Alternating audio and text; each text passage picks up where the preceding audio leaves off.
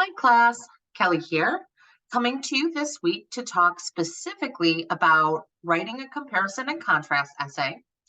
This is the very first of our series of academic essays. So if you are on that 4.0 track, we are going to write a comparison and contrast essay, a cause and effect essay, an argumentative persuasive essay. Those are going to be the rest of the mini essays to round out our mini essay portfolio. And then we're going to write a big research paper. So many of you may choose to write about a topic that you really care about for one of your mini essays, adapt that for the larger essay. Some of you may choose to write about something completely different. Some of you might choose kind of fun or lighthearted topics to research and to write about. And some of you might choose kind of more hard-hitting and I would say kind of more in-depth issues, things like social issues, issues about climate change, social media, government politics, the war in Ukraine, things like that. So what you write about, folks, totally up to you. What I want you to take away from this, and from this demo that I'm about to do, it's a little long, please do bear with me, take breaks if you need to, is I'd like to show off the formula for academic writing and really show you how to construct everything and bring it all together. So I'm going to have you start with your comparison and contrast essay in the module where it says the comparison and contrast essay guide.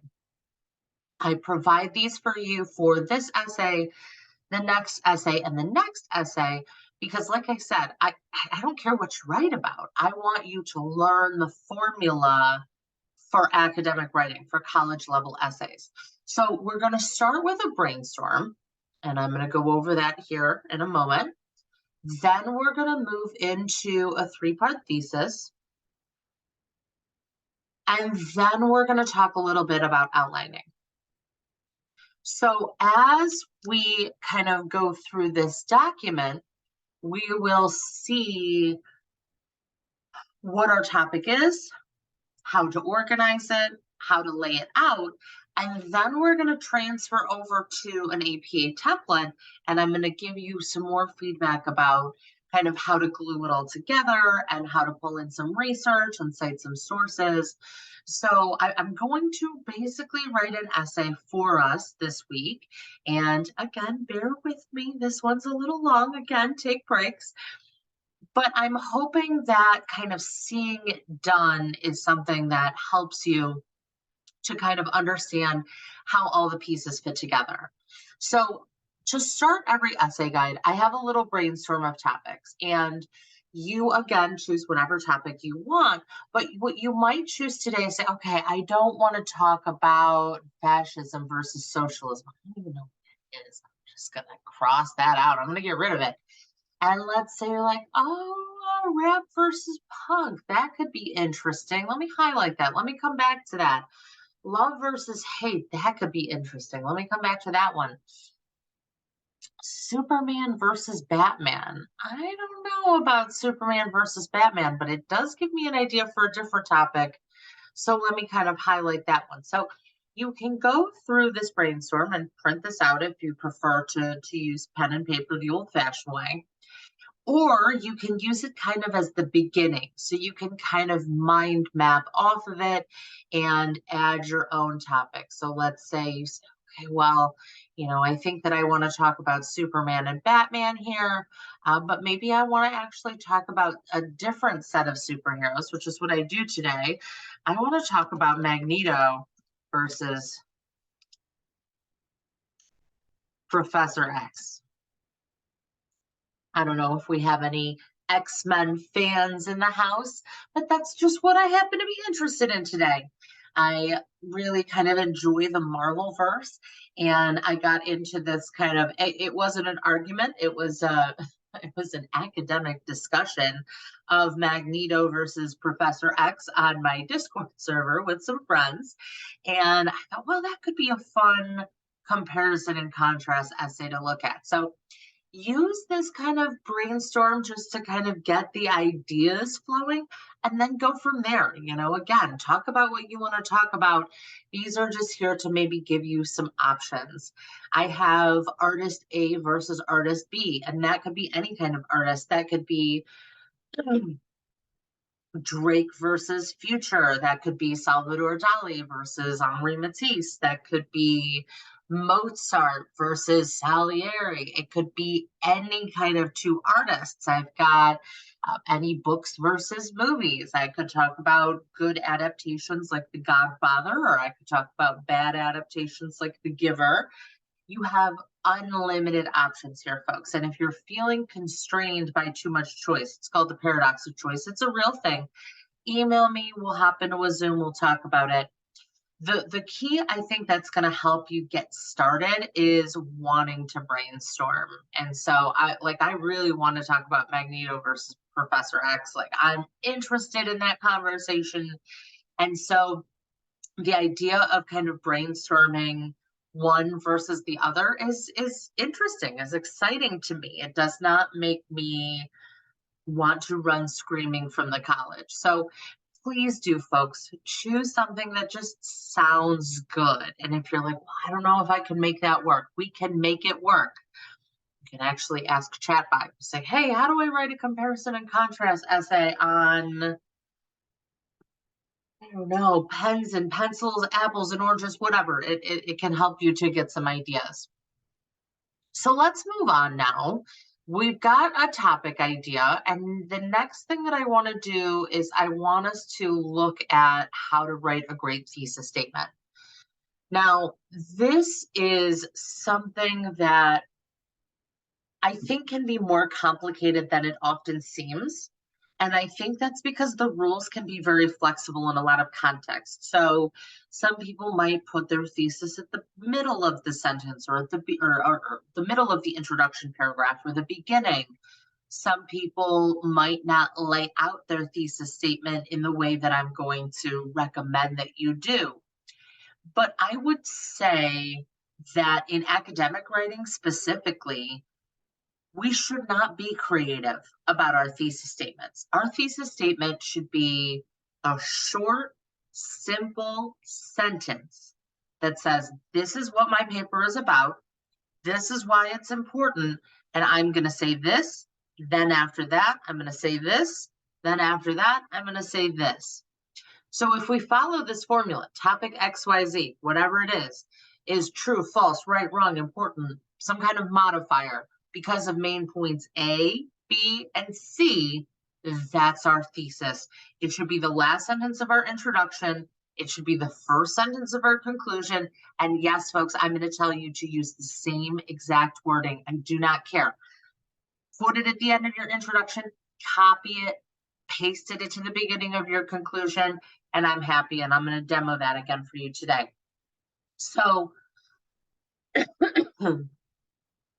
when we're writing our thesis, clear topic, this is what I'm going to say, and this is the order that I'm going to say those things.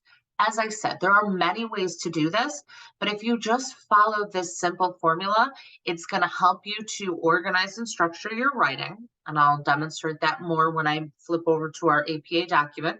I'm going to write this essay here.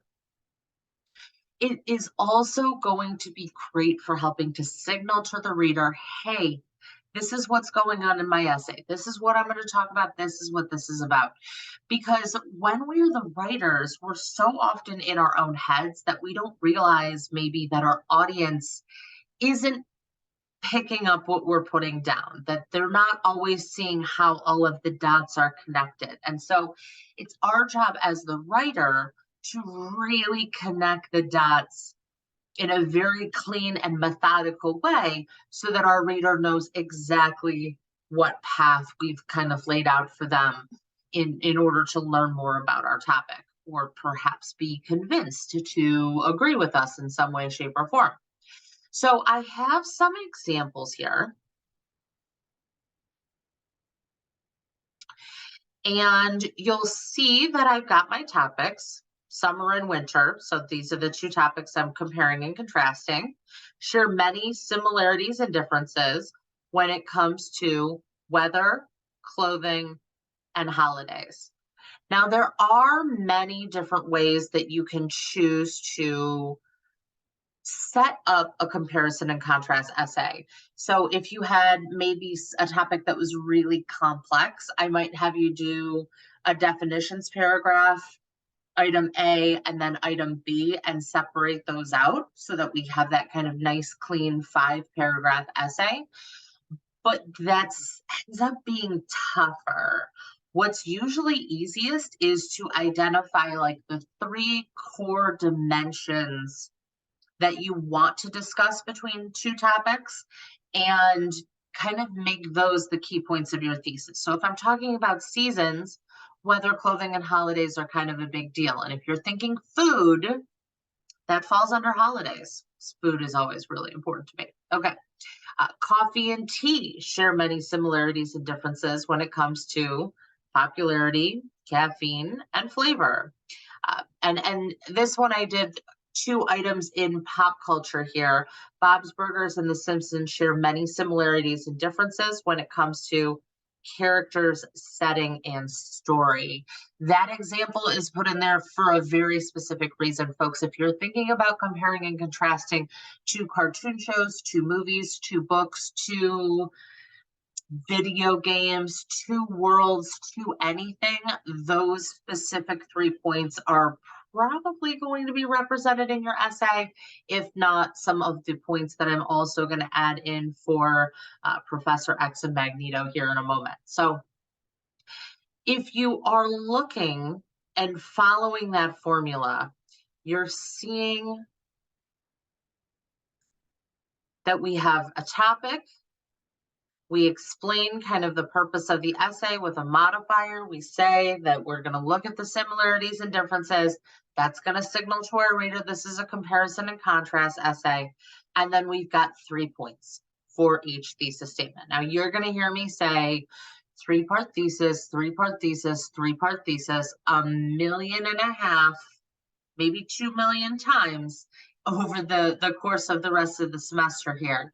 And the reason for that is because I know at the top I said there's many ways you can write an essay, you're allowed to break the rules. Folks, in academic writing, don't break the rules. It's tough to say, and that's why I wanted you to write a narrative, because I wanted you to have fun with writing. But in academics, we don't have a ton of fun with writing. The fun is kind of the research and discovery and putting it all together, but it's a little tedious and it's a little dry, unfortunately. So write a 3-part thesis, make it the last sentence of your intro and the first sentence of your conclusion, and that's it. That's the formula. There are other elements of the formula here. After our introduction, and we will include that, then we're going to include our main points, the things being compared and contrasted, and we're going to include our conclusion. So I think my thesis is going to look something like, let's see, Magneto.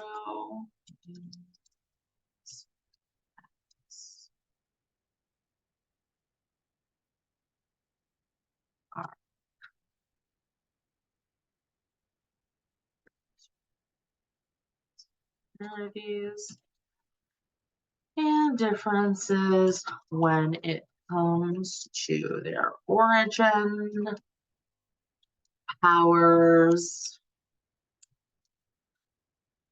and I don't want to say the side they take, but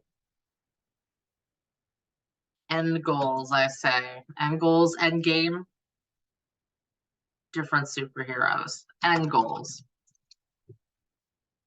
I don't know. I can change my thesis later after I write my essay. For now, it's good enough. And then I've got my 3 main points. So main point A will be origin, main point B will be powers, main point C will be end goals. And let me hop us into an APA cover page and let's outline and write this essay. So what I have here is a 7th edition APA template. I'm going to point out a couple of features of this. You may be saying to yourself, Kelly, All the other English teachers said MLA is the way and that I would only need MLA in college and that I would need it all the time. I am sorry to say, unless you are a fellow English major, which I'm super excited about, let me know that. I never meet fellow English majors. If you are, MLA is for you. But if not, APA is probably the citation style most preferred by your major or field of study. If you are studying anything in the healthcare professions, if you're thinking you're going to go into nursing one day or sonography or physical therapy, APA. If you are going into criminal justice, APA, business, APA. APA stands for American Psychological Association. So if you're going for psychology or sociology, any of the major social sciences, political science, APA or public administration. So most of the professional majors and career paths these days use APA and very, very few use MLA. And MLA makes the most sense for literary analysis, but that's so rarely what we're doing these days, folks. So I will often do my demos in APA. I will note differences and similarities between APA and MLA, which are the two dominant styles. If you are a history major, you should actually be using Chicago. Let me know that. I can coach you through using Chicago. And those are the main. And Chicago is also known as Turabian. I am going to do my demos in APA because, again, I think that it's more useful and because I think that it's a nicer citation style than MLA. I've done both. I used MLA in my master's in literature. I used APA for my doctorate in business, and I prefer APA for so many reasons. And the first is staring right at us. APA has this really nice cover page. And now that we don't print anything anymore, it doesn't seem wasteful. It just seems like a nice, clean, professional touch. So I'm going to, in my template, and you all have this template under content, I'm going to put in my essay title, and I'm going to add a subtitle for this one. So I'm going to do comparison and contrast essay, the showdown.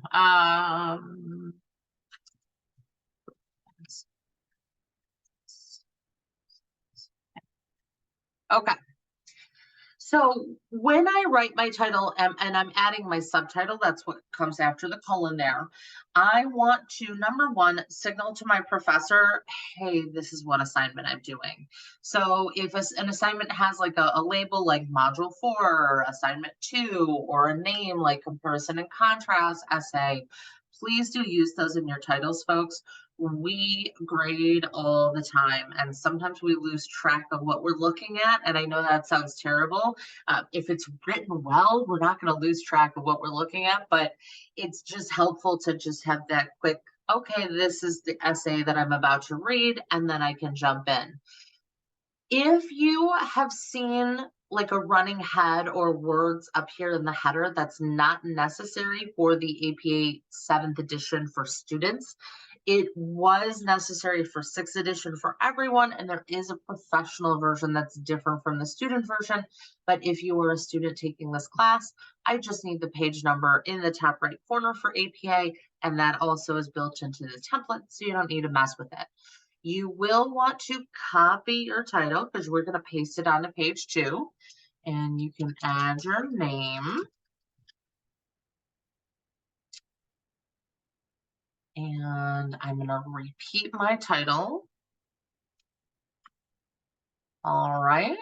And now I want to also bring my thesis over.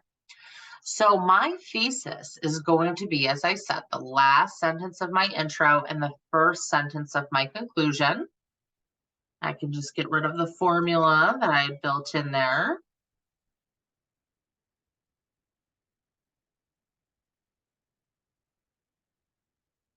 And I'm going to add it into the beginning of my conclusion. Like I said, word for word, just copying it and pasting it. Then what I'm going to do is I'm going to change my labels here. We call these the headers to align with my thesis. So I'm going to change this one to origin. The next one is going to be powers. And the next one is going to be, I want to say endgame, but I just can't do it. You guys can know my terrible pun, and many of you are like, yeah, Kelly, you should leave that out. That's a terrible pun. Okay. So now what I have, and there's some template gobbledygook in here, some little reminders that I'll have us note as we're writing. But notice that I did not start my essay from the blank page of death, and I call this the blank page of death. That's where the cursor is just in the top left-hand corner, and your paper has nothing. There's nothing there. When you start with my APA template, you automatically have 3 pages. Yeah, okay, you can't count them all towards the page count, but psychologically, it means something because you have 3 pages, not 0 pages. So I love having the cover page. Nice. Start on page 2. I'll have my references at the end. And these headers here, folks, stay in the paper. We're going to use them to stay focused and organized while we're writing. Our readers are going to use them to stay organized and focused while they're reading. And it's just going to make for an aesthetically cleaner, better paper to write and read. It's going to help us, as I said, stay organized and focused. And check this out, folks. There is 5 lines. Get a little, because these are double spaces. 1, 2, 3, 4, 5. Same thing. I don't know if that helps make sense, but 5 lines. Each header takes up 5 lines of space on the page. So half a page is done from this paper before we even have written more than 3 words, okay? If you struggle with page counts, if you struggle with organization and focus while you are writing, please, folks, use APA. Use lots and lots of headers, label those sections, and it will expand your paper out.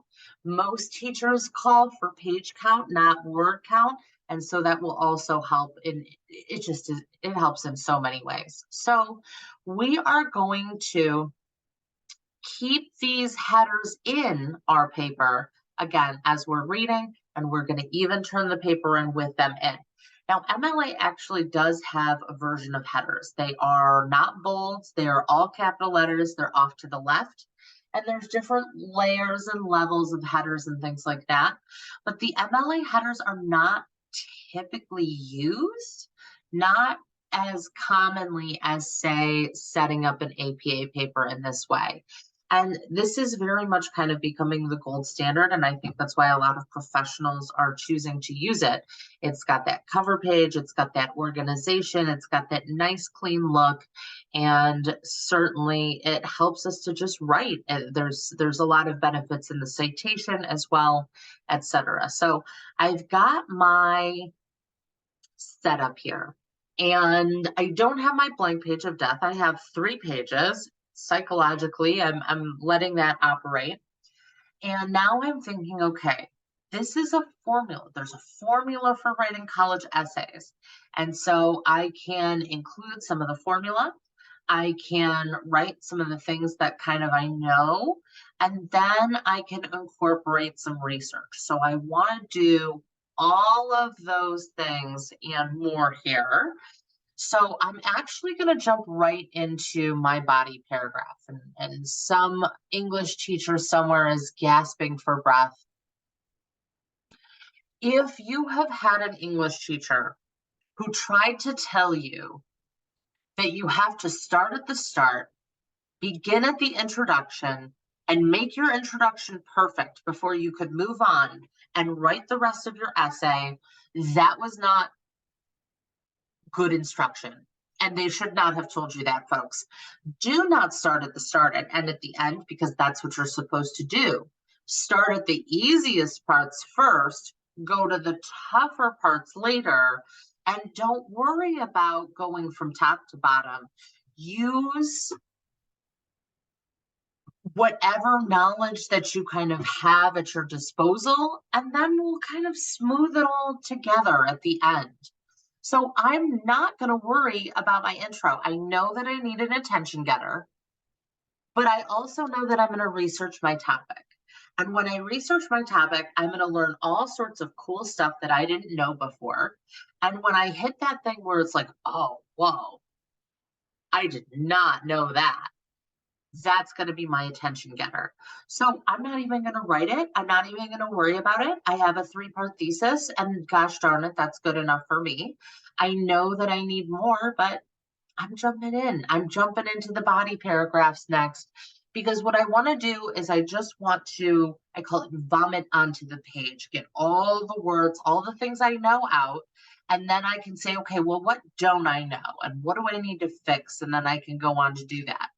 So what I do know is that I need to start my body paragraphs with topic sentences. And I also have some supporting research about these two characters that I might want to talk about. So I'm going to just add my topic sentences to my paragraphs. And in my template here, I say, remember to start paragraph with topic sentence, referring main point A that directly connects to the thesis. And let me show you guys what I mean by that. My thesis had origins first. Then there's a header here that says origin. My topic sentence is also going to use the word origin. Main point B, powers. I connect here, and in my topic sentence, I'm also going to mention the word power. So I'm going to mention the word 3 times, or 4, I guess, because I've got it in my conclusion as well. But it's going to be in my thesis in a specific order. It's going to line up with my header in a specific order. It's going to line up with my topic sentence in an order. Now, some students like to stop me here and say, well, Kelly, isn't that really repetitive? Yes. Yes, it absolutely is. It's the formula. It's repetitive because it is a formula. Academic writing is a game, folks. It's a game. And I have been required by the state to teach all of you the rules to the game that are just about to change completely because of chatbot. I'm so excited about that. Side tangent on a tangent. But it is very repetitive. And this short essay, this mini essay that we're writing, 5 paragraphs, 2 to 3 pages long, it is going to look very stacked and very kind of redundant. But when you expand that out to like an 8 to a 10-page paper or a 15-page paper, it's not going to seem as formulaic. It's going to just anchor everything together and help the reader. So let me write some of these, and hopefully that'll also help to kind of demonstrate what I'm looking for. So I need an origin. Let's see, Magneto and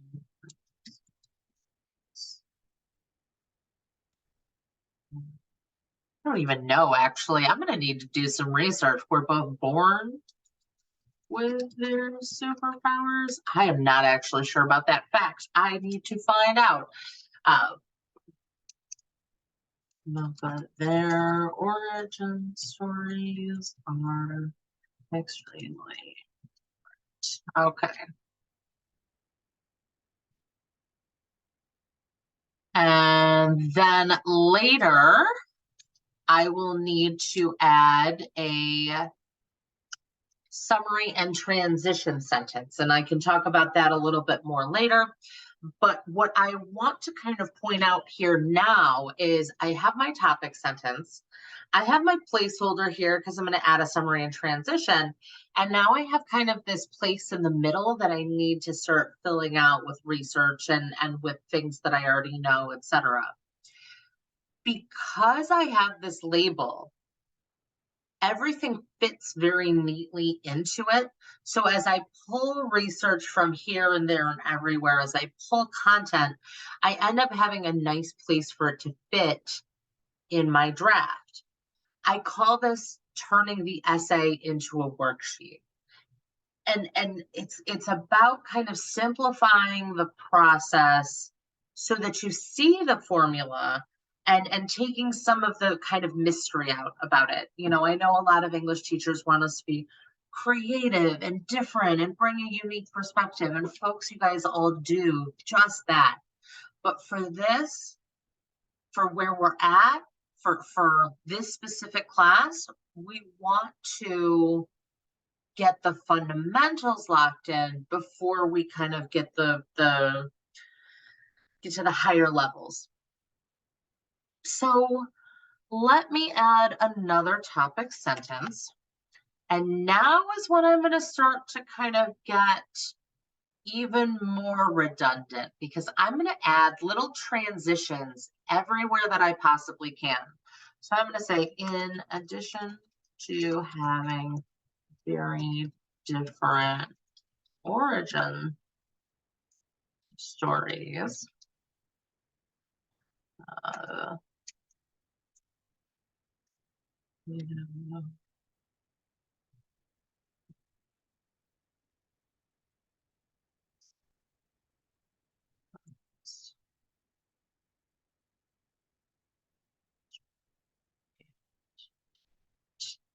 I do not like the wording of that sentence, but you know what I'm not going to do?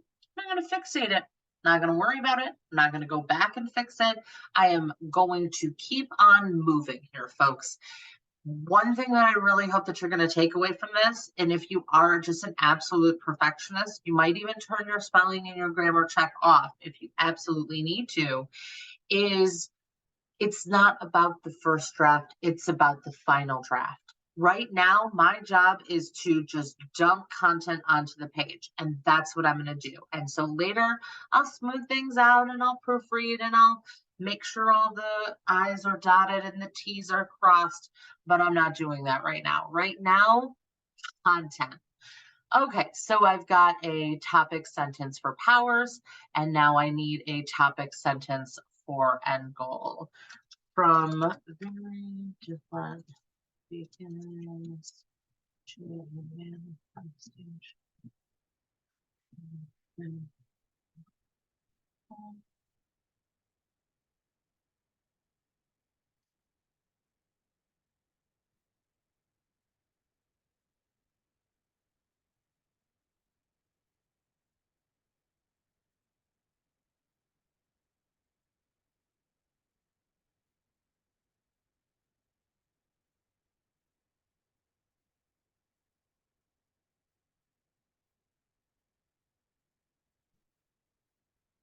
I want to make like a magnetic pun here, some sort of pun about Magneto's powers.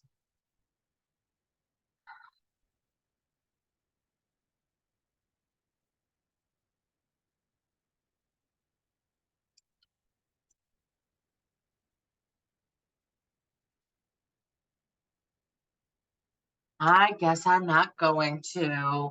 One of the things that we avoid in academic writing is colloquial or kind of fun figurative language. So I do think that there's maybe a little room in there for a pun, but I'm going to keep things pretty dry and pretty academic because that's something that I know is part of the skill set that I'm exercising here. One of the other big things that you're not going to see me do in this essay, and something that I'm going to be really watchful of in your essays, is point of view. You should never in an academic essay use I, me, my, we, us, our, you, or your. So no first person point of view. That's I, that's me, that's I. No second person point of view. That's you and your. Always third. They, them, this, that, he, she, etc., etc. So I want to maintain my strict academic tone, and I'm not going to have as much fun with language as maybe I normally would in my personal writings. So I have some topic sentences. I'll need summary and transition sentences. But this kind of goes back to my point about the introduction. It's very difficult to write an introduction to an essay that you haven't written yet. Similarly, I would say that it's difficult to conclude an essay that you have not written yet. So much of the learning process is in the writing. That's kind of why we have you doing so much writing. And so the ability to introduce the thing you haven't already said or to conclude the thing you haven't said can be a, it can be a big problem and a huge time waster. I know that I have spent way too much time writing and throwing away introductions over the years. So for me, I like I said, I just skip a lot of that. I kind of skip until the end and try not to worry about how all the pieces are going to fit together. Since I have my headers, I kind of know that at least I have little modules of content so that nothing's going to get crazy scrambled up.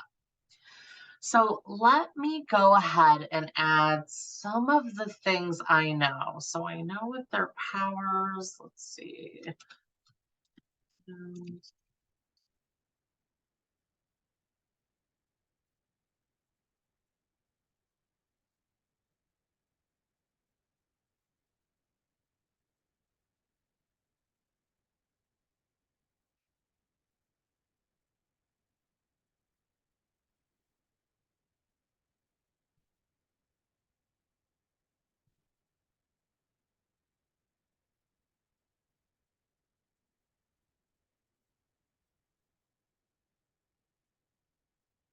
So now what I can start doing is typing in the things that I already know. Let's see.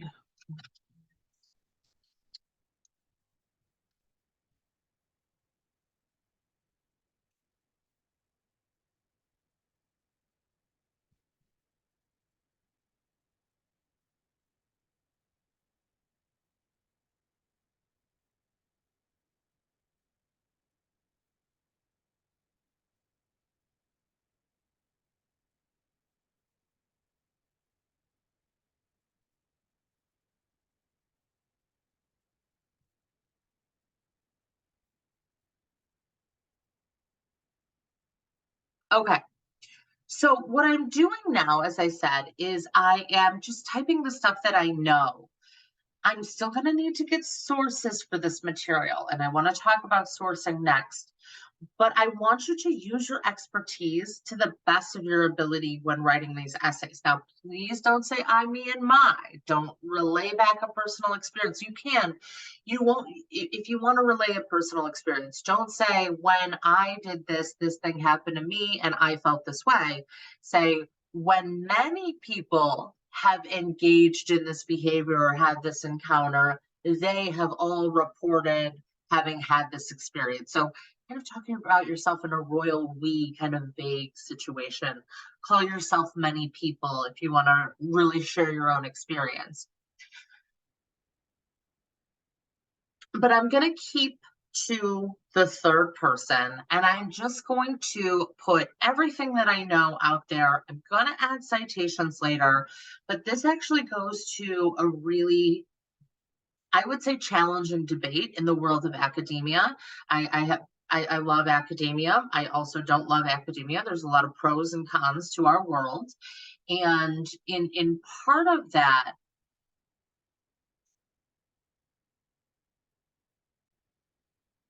there's this belief that you specifically where you're at in your education, you are not allowed to think for yourself.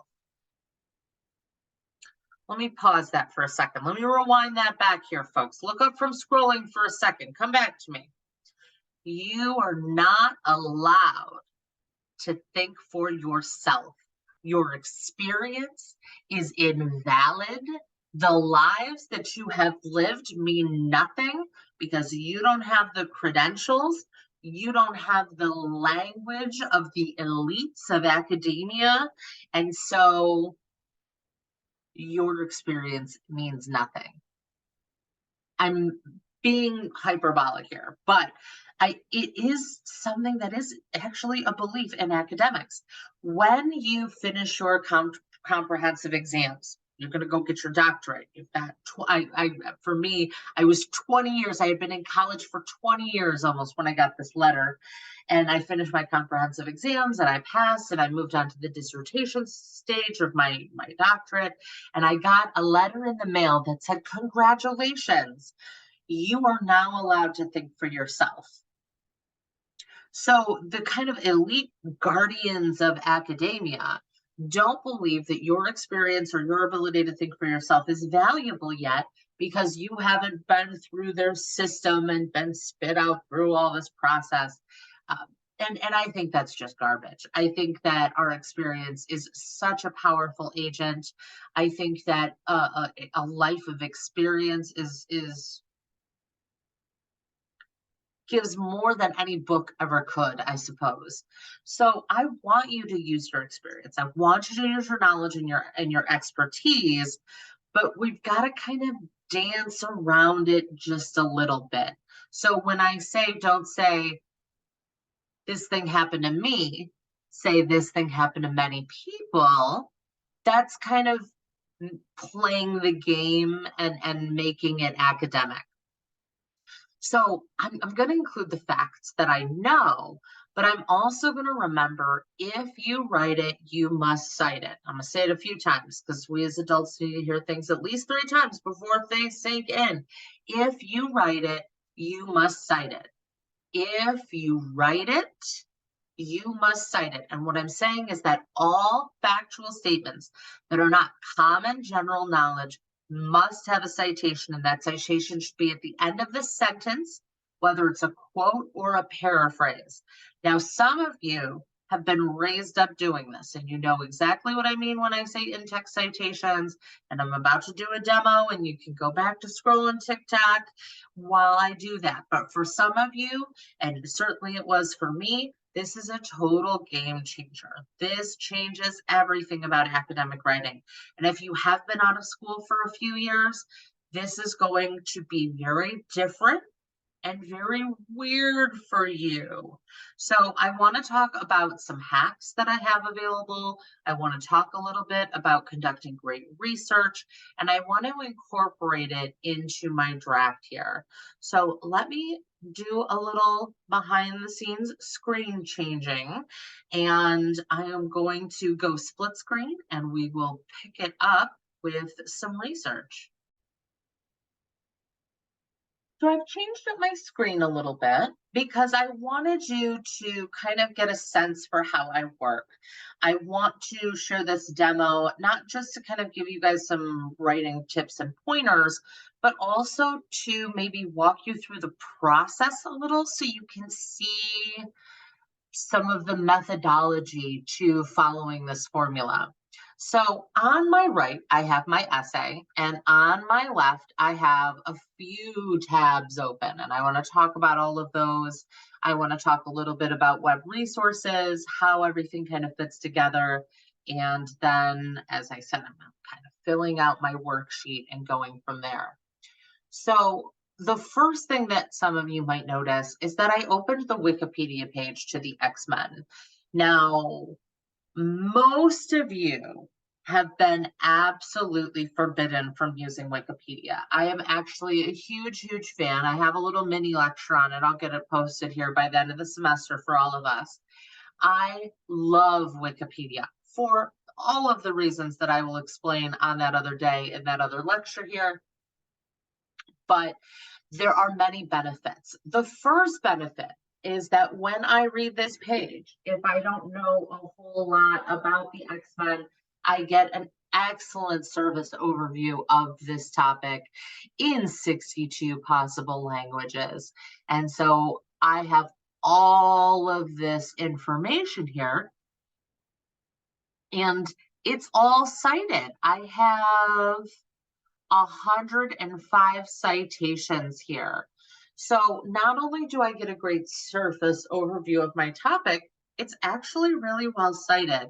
This belief that some have that you could just say anything you want on Wikipedia and it's filled with misinformation and it's all bad is absolutely ridiculous. It is a 20-year-old resource, and these people who do not like Wikipedia haven't liked it for 20 years. They're going off old information, they have not updated it. I want to change their mind. So I've got this great service overview, I've got this research, and one of my absolute favorite things on every Wikipedia page is the table of contents. And I don't know, it might just be my view, but I think they finally relayed out the Wikipedia pages. So the table of contents is here on the left, and you can go ahead and click through it and it stays open. So I think that's a nice update that they've just made. Now, what's great about the outlines for every Wikipedia page, let's say you're like, you know what, I want to compare themes and motifs. I could look at reflecting social issues, time travel, death and resurrection, fate, space travel, sanity, political warfare, ideological difference. I could look at all of these things and I could potentially have built my key points out of them. So if I wasn't sure if I should do origins, powers, or end goal, and folks, remember, I still hate my wording. I'm not thrilled with the wording choices that I've made. I could use the Wikipedia outline to maybe do better. So instead of saying origin and powers, instead of end goal, I want ideology. That's a way better word. And I want to make sure that I change it in my intro and in my thesis. In my thesis, in my intro, excuse me, and in my conclusion. And so already I'm making really nice improvements by just kind of getting online and cross-referencing my information. Now, I did something even better. I asked the chatbot, folks. I really can't get over it, how amazing it is. I asked chatbot, could you compare and contrast Magneto and Professor X? And it wrote me all of this incredible stuff. It wrote me about ideology, powers, background, things that I'm talking about, leadership style, relationships, and legacy. I absolutely love this. Thank you, chatbot, for giving me all these great answers. If you're not sure what you should write about or how to outline it, I actually have an example of that above. Is I asked the chat bot for some potential topics. Hold on, let me scroll up. I said, hey, I'm going to write this essay comparing and contrasting for my students. What should I write about? And it gave me some popular topics. And I was like, yeah, all right, well, can you make those comparison and contrast topics? And then it did. It gave me better comparison and contrast topics.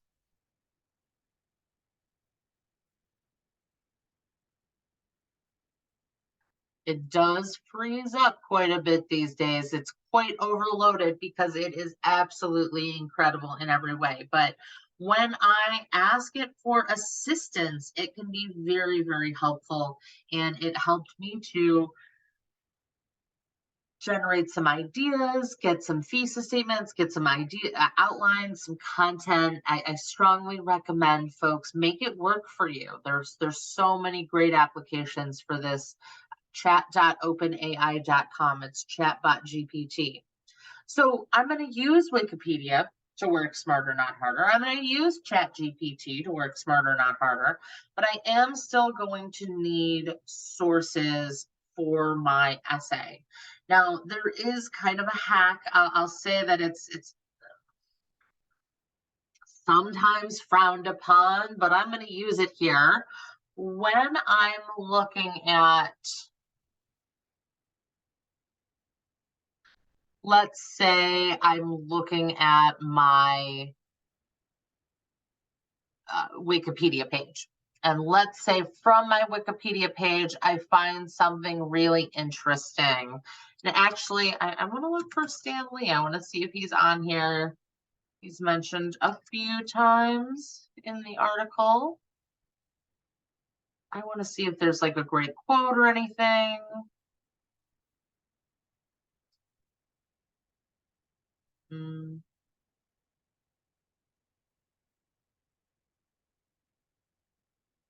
No, how about Magneto? Oh, 51 times. Oh, too much. Okay. Let's find something interesting. This is interesting right here. Characters in the X-Men franchise espouse a variety of political ideologies, and these differences are a frequent catalyst for conflict. The most prominent ideological clash in the X-Men franchise is that between Xavier and Magneto, despite later interpretations of the two as analogs for Martin Luther King Jr. and Malcolm X. Blah, blah, blah, blah, blah, blah, blah. Okay. And Stanley had mentioned that they are in fact metaphors basically for Martin Luther King Jr. and Malcolm X, which I think is important to their ideology. So I've got this information here where Professor X dreams of a peaceful future where mutants and humans live side by side. Magneto believes this dream is impossible as mutant, blah, blah, blah. Many have compared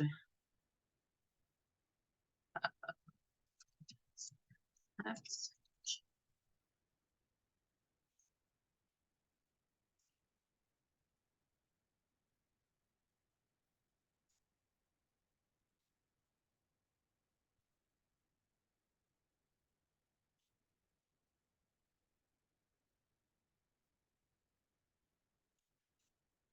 So I have information here.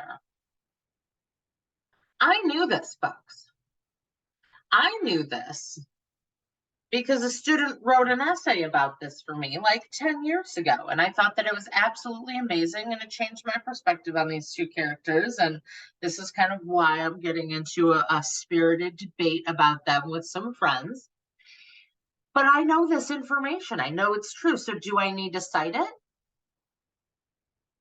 The answer is yes. If it's not common general knowledge, it absolutely needs to have a citation. All statements of fact need to have a citation. So that includes niche information that you just know really well, the content that you learned from your class last semester or last year, something that you learned in the 5th grade from your favorite English teacher, something that you just know. If it's not common general knowledge, folks, it needs to have a citation. Now, I could go just right to a Google search and I could search for Magneto and Professor X, and I could look for some articles. Here's one. This is a .com, and I do want to see if I can find .govs or .edus whenever possible.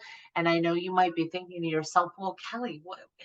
You're not going to find scholarly work on the X-Men. And I say, you absolutely are. You're going to find scholarly work on any topic. I once had a student find a bunch of scholarly articles on furries, like the people who dress up like animals and go to conventions and stuff. They wrote a whole paper on it, and we found like a dozen journal articles on the topic. So there is always, almost always, I shouldn't say always, that would be a hasty generalization. There's almost always some research to be found. Now, unfortunately, especially with something so commercial like the comic books, I'm getting a lot of ads. Okay, here's some fan stuff that could be very useful. You might also use comic books or movies as sources, but I'm actually going to hop right over to Google Scholar, scholar.google.com, and I'm going to see if I can't find anything scholarly. And would you look at that? There's dozens of articles. So now the question is finding the right one, and then also how to cite it. Now, why I love Google Scholar, I love it for so many reasons. The first reason, and they gave me 90,500 results when I searched Magneto and Professor X, is that all of these sources are scholarly. These are all going to be journal articles. They're all going to be written up in academic works. The second reason I love Google Scholar so much is because I feel that I can trust it more because it doesn't necessarily have ads. If you do get a pay gate, let me see if I can get a pay gate. I don't think that's relevant. Try this one. Sometimes you're going to hit a pay gate where you go to get a journal article and it says, oh, if you want to read this, it'll be $35. Not this one. This one's just for an opinion. If you do run into that, folks, check our library for it. We might subscribe to it. And if you do not find a subscription, then send me the article and I will see if I can find it in one of the many, many libraries that I have access to. So the other thing that I love about Google Scholar, aside from this just being the best research that there is to offer, is that the cited by buttons are better than what I have seen any of the other citation machines do. So a lot of students like to ask me, hey, Kelly, what do you think about using like citationmachine.net or Nightsite or BidMe or any of the other major citation generators? So I say, go ahead and use them, folks, but they're going to turn back a bunch of mistakes. They are robots crawling over the information. They are far, far from perfect. And it just so happens that Google's robots are a little better than the others. I would say that every citation it gives me, most of them do end up having a mistake or two, but very, very few people are going to notice that. So where it says cite, and you've got the quotation marks, if you click on that, there's MLA, APA, Chicago. These are the three dominant styles. I can just go right ahead and copy my source, and I can go ahead and put it on my references page. We're going to pretend like the information in this source matches the stuff that I need to cite on ideology, and it does. And then, and I want to talk formatting for this here. I'm going to make it not bold. All of this is bold, this is not bold, this is a clean double space on the page. I need to set my hanging indent. I'm going to do that by opening a paragraph menu. Here where it says special, I'm going to click hanging and I'm going to hit OK. If you're using Google Docs, it's in the edit indentations and spacing, I think it is menu. It's the indentations menu. You have to change your special to hanging, and then it'll run it like this. We also need to remember that with APA citations, we only capitalize the first word of the title and of the subtitle in keywords. I think that this capitalization does fit because Holocaust, Avengers, and this thing here in quotes are probably going to be proper nouns. But I think that the crawler made a mistake.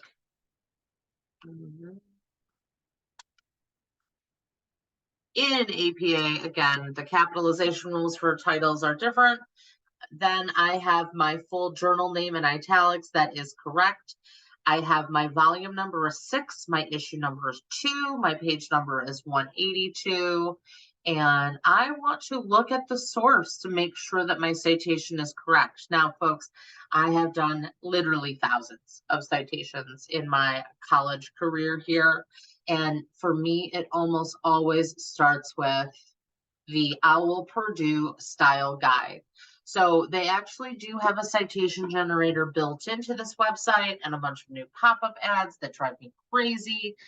And if you click on the APA formatting and style guide, so let's say this was a journal article, you can double check your details. I know how to double check them because I've done a million of these, but for you, choose your reference list, article in a periodical, that's a journal, and it's actually going to give us a bunch of different examples And you'll see it right here. Author's last name, first initial, year in parentheses, followed by a period. You see the title is, they've only capitalized the. You see the publication in italics, page number, volume number, issue number, page numbers. And then if we read on, we see that if you have a DOI number, you should include the DOI number, or a URL, you want to include that if it's electronic. So I'm going to go back to my source. I'm going to take a close look, and I see right now that I have way more than just page 182. This article starts on page 182. Look how long this article is. This is a journal article. This is a peer-reviewed scholarly source. This is the best of the best. And it goes for 12 pages. And that's why we love real scholarship, is it's in depth and it's extensive. The next thing that I want to do, now that I've gotten my page numbers correct, is I want to look and see if there is a DOI number. DOI stands for Digital Object Identifier. And it is basically like the ISBN number at the library. It's a very specific number that catalogs a specific piece of online information. Now, what I'm seeing here is that this is not actually online, that this is scanned from a copy. So I wouldn't be surprised if I didn't have a DOI number at all. But what I could do is I can copy my link, and I can include that at the end of my citation here. Now, some things to note: in APA 7th edition, we no longer need to say retrieved from, and we no longer need to include a retrieved date. So I'm going to leave that off. Now my citation is complete. My in-text citation for that is going to look something like this. Now, when I'm working, after I've started up my worksheet, after I have outlined my essay, after I have kind of added some of the nuts and bolts and started to do the research, include my topic sentences, all of that good stuff, now I'm bringing my research in, and my strategy for that is I'm going to find a source that's really good. And this one is like the best, and I loved it. Bauer just did an amazing job. Once I find that source that really works for me, now I'm going to read through it. And when I find interesting information, it's going to go in my essay. I cited it at first because it's much, much easier to cite while you're writing your essay than to cite after. So I know that a lot of you maybe kind of have followed that pattern where you write the essay and then you add the citations in at the end. I really don't recommend that.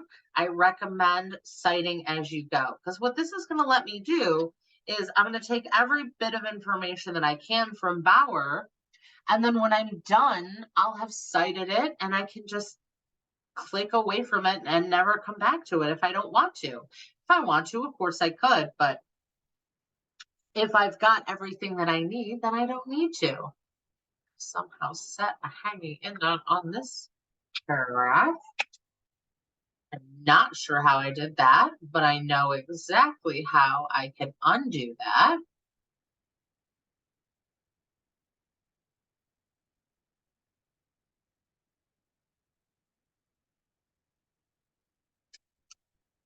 All right. By the way, folks, if you ever have questions about Microsoft Word or Google Docs and need some assistance using those programs, let me know. I've had a little bit of practice.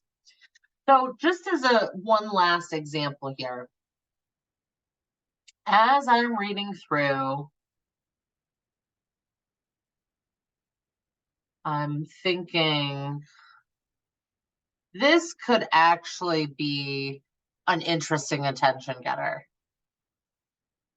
Remember how I said earlier, like, I'm not going to worry about my introduction or my attention getter, because when I'm researching, I'll find something and that'll be like, oh, wow, that's interesting. That's kind of a gut punch.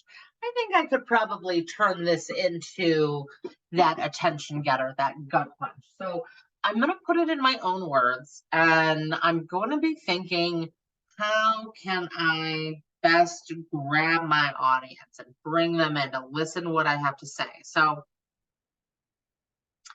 is mankind, let's see.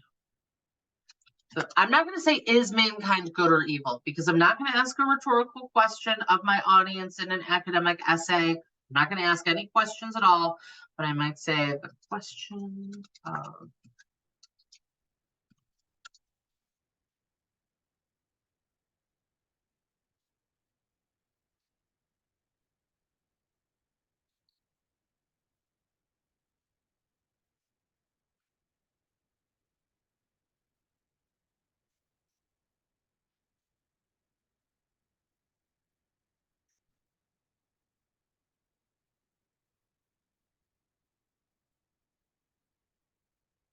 hmm.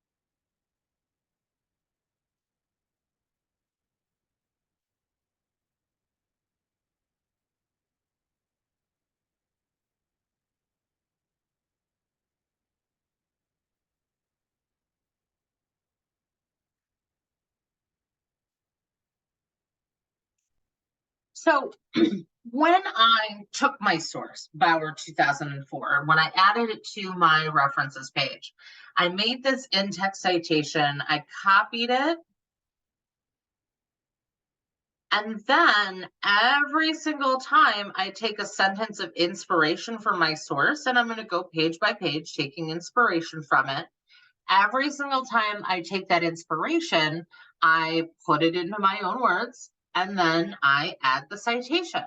So I am constantly citing other people's ideas, constantly using tons of in-text citations to cite specific facts and information. And it's just easier if you kind of have it loaded up and ready to go. So I will find a source, usually on Google Scholar if I can. I will find one single fact in that source where I'm like, ooh, that fact is interesting. I will cite that source, paraphrase the fact, add a citation, and then go through the rest of the source, pulling different information that I find interesting or useful out. Now, this actually leads to the biggest difficulty that I see college students at your level running into, which is that you find sources, they seem okay, but you're worried they're not going to be scholarly enough. You worry that they're not going to be good enough. And for that, I give you two things. Number one, you can't go wrong with Google Scholar, but some of the stuff on Google Scholar can be really tough to read. The second thing, though, folks, is it doesn't matter if the source is good or bad, so long as you can kind of sort the good from the bad and tell the difference. That's what drives me crazy about our dialogue about Wikipedia, that 20 years out, we're still calling this incredible tool and resource all bad because we're using this way, way, way outdated kind of information on something that's a really great source. So using scholarly articles can be really, really tough, but you can get the latest and greatest, and it's easier to cite that information. But you can use it for me. Don't use Wikipedia for your other teachers, folks. They will have a heart attack and they'll drop over. But for me, you can use Wikipedia. For me, you can use comic books. For me, you can use any source that you deem valuable. Because what we're trying to do, and at the key, the heart of understanding good information literacy, is being able to see any source and to understand it's good versus it's bad. You know, there can be stuff in the newspapers that's wrong, but that is right on Wikipedia. Well, why don't we just examine both critically and skeptically and not worry about the kind of absolute banning of one of the most important web developments of all time? I'm a really big fan of Wikipedia, folks. So use whatever sources speak to you, folks. If there's one single fact in that source where you're like, yeah, that one thing, use it, cite it, apply it. If you find more than one thing, that's wonderful as well. But don't second guess yourself, and don't hesitate on, are these sources good enough or not? For me, what I want to see is that we're learning the formula, that we start with an attention getter, that we've got in-text citations for facts, that we have a three-part thesis, that we build up good potty paragraphs with topic sentences and summary and transition sentences and facts in the middle and all that. I want to see that we're learning the formula for how to put it all together, but I am not at all going to be concerned about the quality of your sources. I'm trying to think if there's like a different example. I guess there's some sources where like the ethos is a big problem. If you were to use someone who's really well known as an unreliable individual or thinker, that might be an issue. Like I'm speaking of Dr. Fowler, the guy who invented the autism. He he invented a bunch of data that caused a scare that led people to believe that the MMR vaccine caused autism, but he had falsified all of his data and lied about it to make money. It was a whole thing. So, if you were to use him as a source, I would expect you to say, this Dr. Fowler said A, B, and C. They are an absolutely disgraced scientist who's no longer allowed to practice in the community, but this is what they said. As long as you can kind of pick apart the good from the bad and point at it, use any source you want to use, folks. Use any topic you want to write about. Use any source you want to write about. So I'm going to go through, I'm going to keep adding my citations, and I'm just going to keep gluing this back together. Let's say in my ideology paragraph, which is the paragraph that's coming along the best, I would say. If we want to write a good paragraph that follows a formula, we're going to have a good topic sentence. Then we're going to have a paraphrase and a citation, and then a paraphrase and then a citation, and maybe one more paraphrase and citation. And then we want to add with a summary and transition sentence. So let me go ahead and add one of those.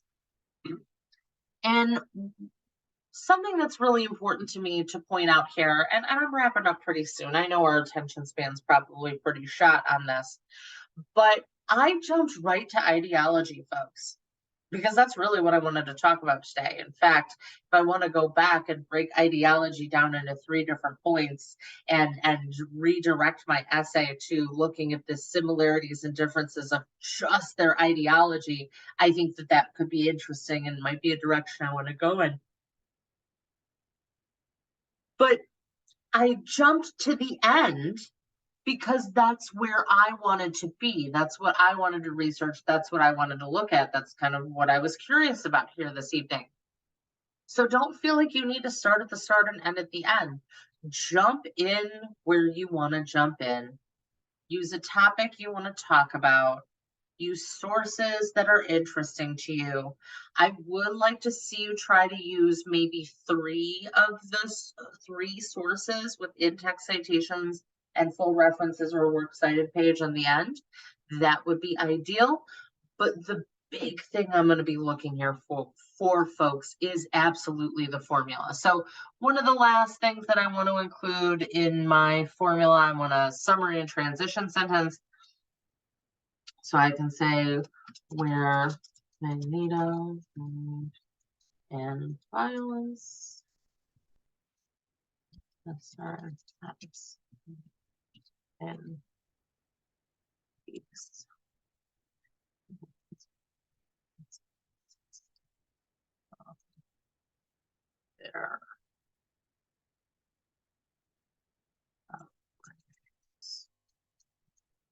So I'm bringing it all the way back around full circle here is what I'm trying to do.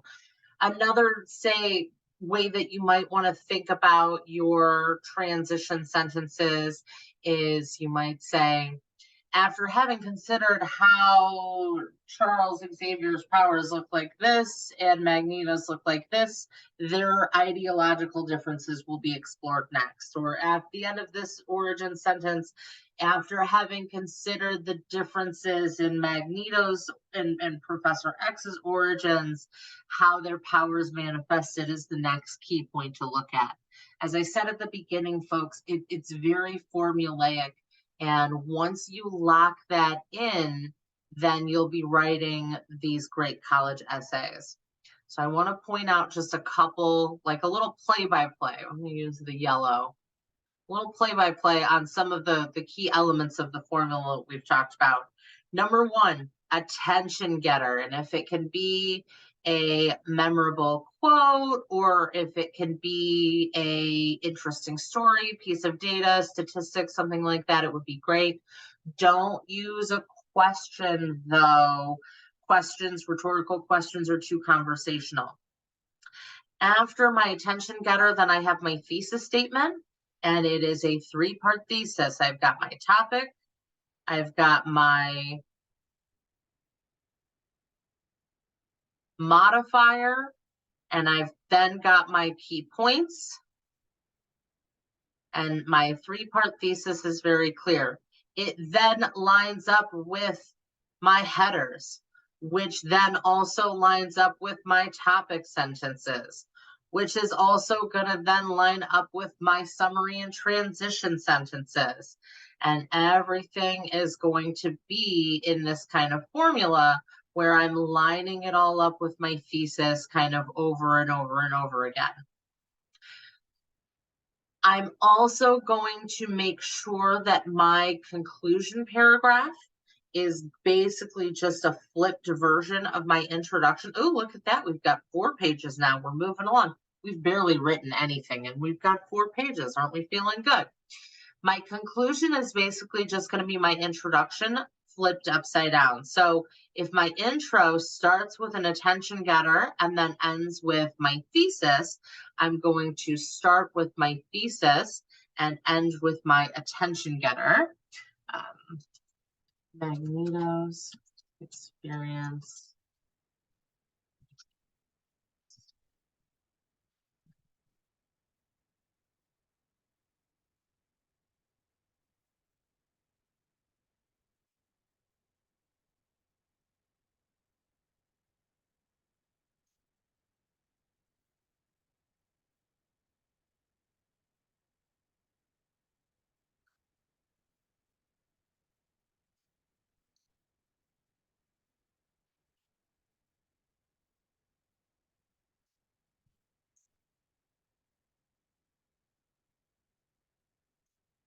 So here I have just included my 3-part thesis, and then I go back to my attention getter.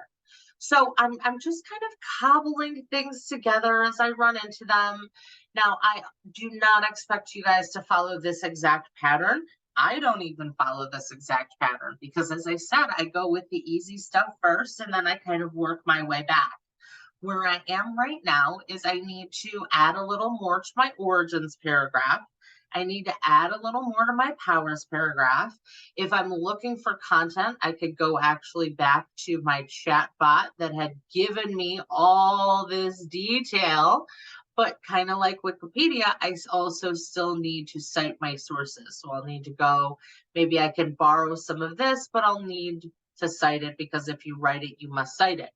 Which maybe I go back to Wikipedia and I go ahead and click and I find all these great other sources, and maybe they're not scholarly sources. Looks like these are mostly here. MLA, not always, a little bit, little of this, little of that. But you can then go ahead and cite the sources that Wikipedia has cited. So I'm going to start filling in those sections. Then I'm going to take like a day off, if I can, take a day or 2 off. I am going to print a copy of my draft so that I can edit it with pen and paper. For me specifically, I'm going to need to look for pronouns. I say this and that too much, and that's a huge issue for clarity in my writing. I am going to maybe run it by the writing center and have someone give me feedback. I'm maybe going to set up a Zoom with Kelly so we can talk about our essays and get direct feedback. I'm maybe going to email it to Kelly and ask for some notes, some things like that. So after you finish your draft, put it away in a drawer for a couple of days, take a break, walk around. Certainly, new ideas and new ways of thought will come to you just kind of naturally over the course of giving it a rest for a couple of days. And then redraft, folks. It's not about the first draft, it's about the final draft. Now, I just said pronouns are my problem, my kryptonite, my terrible weakness.